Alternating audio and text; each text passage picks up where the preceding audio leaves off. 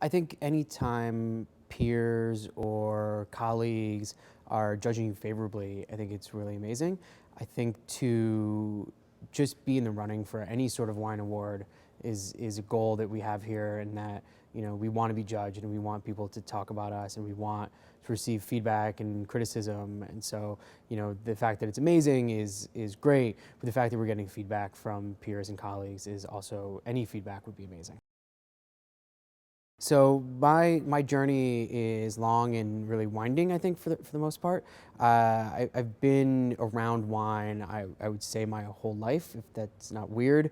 I remember distinctly different kind of versions of my family and their interactions with wine and company, but the long and short is sort of wine has always been kind of there at the dinner table or amongst friends with my parents, and then before it was quality wine or something, it was always something, having a drink with friends.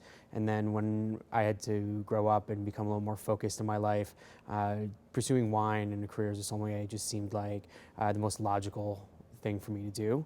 And I was able to pursue or to combine a lot of my passions. I'm really passionate about service in general, and then wine specifically. And I think as a sommelier, you really get to do both at the exact same time, which is, for me, great. The interactions both with our guests and then also our staff.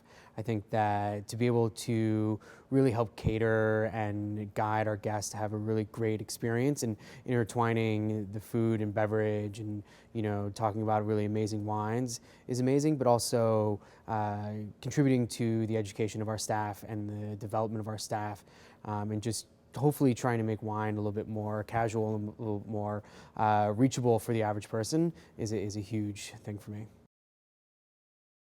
I think, and this is something that I sort of now get from our chef, that you just know when something's delicious. Like something that's delicious just is. It's not, you taste it and you're like, yeah, that's great, that's delicious. So I think overall that's the most important thing.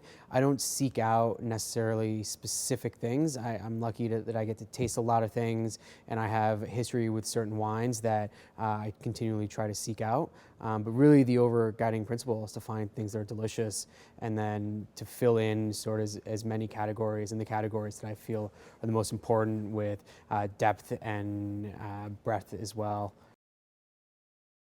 So the list has a pretty specific structure that my two amazing predecessors set up, and I try to keep within those boundaries as much as possible, expanding where I see fit and contracting if necessary.